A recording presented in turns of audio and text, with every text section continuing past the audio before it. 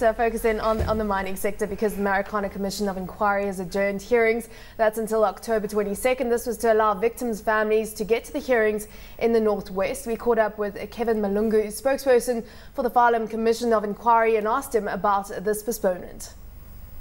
We initially announced that we would be taking money from the baseline budget of the Department of Justice. So roughly we're looking at 25 million at this stage, but it could be more, because remember, now we've been asked to transport families and bring them and accommodate them and so forth. So the bill will actually grow up depending on how big that number that we have to support is. Well, for more on the current labour disputes in the country, we're joined by Michael Bagraim, a labour lawyer at Bagraim Attorneys. Michael, thanks so much for joining us. It seems that the Chamber of Mines has said that they're happy to reopen negotiations for the coal and gold mining sector. First off, what did you make of this latest development? Well, it's a real problem. My first thought is that they've been bullied into this, of obviously following on from the Marikana disaster.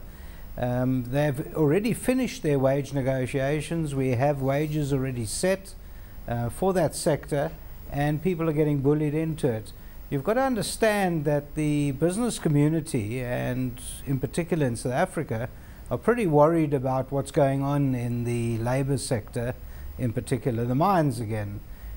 Because of that, and we've got a very skittish business community, we know that there's almost R1 trillion that's being held in cash, and instead of them going out there and developing their businesses and creating jobs, and it's not government that creates jobs. I know government has called for us to create 5 million jobs in South Africa, but it's not going to happen. And in fact, we're seeing month after month that we're losing jobs, and in particular in the sectors such as mining, such as manufacturing. And the real problem is that we're on the slippery slope downhill. We're not looking at the real factors.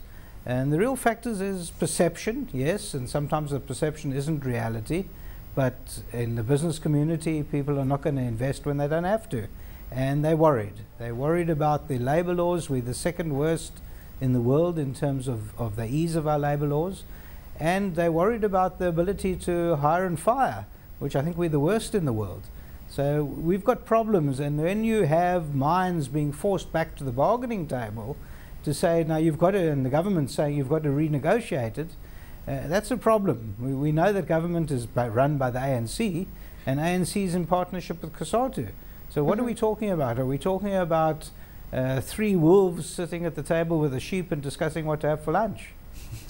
Michael, on that point, I think what you've pointed out is certainly resonates with companies that I'm close to.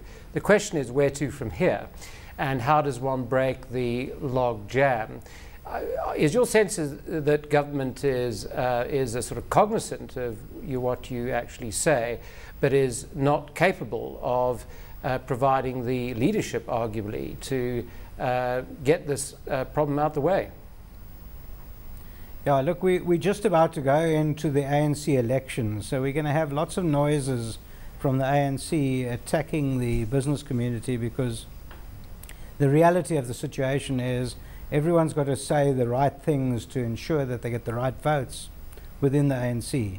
So now's the wrong time for us to get into the debate with government. I think the right time will be once a new president is in power, whether it be Zuma or anyone else. It doesn't make any difference to the business community as long as there's some sort of stability. And then we've got some sane voices like Trevor Manuel, who you can actually speak to and explain that we're washing away the reality, and we are getting rid of the ability to invest properly. So my answer to you is now's the wrong time. There's too much excitement at the moment in terms of the politics. But I think the business community are resilient. It was interesting, the Chamber of Commerce had a think tank last night, and at that think tank we were discussing that business is quite resilient in the sense that if they have to look at ways and means of somehow skirting the labour law, somehow finding ways and means of around the labour law, they're doing that. and they're doing that with alacrity. So people are still surviving, they're even thriving in that, and we're finding that small business is starting to be innovative when it comes to the labour law. They're looking at ways and means to take it on board and to actually create the profits. Yeah. And I mean, you know, as you say, now's not the time whether we're going to have change anytime soon, and we've still got this ANC leadership conference.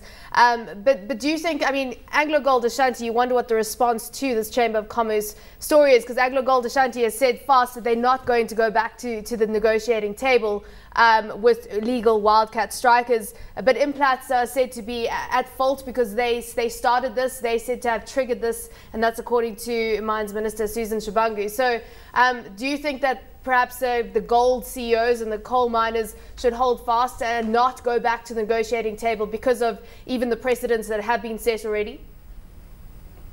No, look, I hear what you're saying. Look, people have to always be negotiating. The very nature of the relationship, of the employment relationship, is one where negotiation is called for. You have to keep talking. Come hell or high water, you've got to keep talking. Whether you can go back and start renegotiating your wages, I'm saying maybe they shouldn't be, even in face of what's happened at Implats and what's happening in the platinum industry.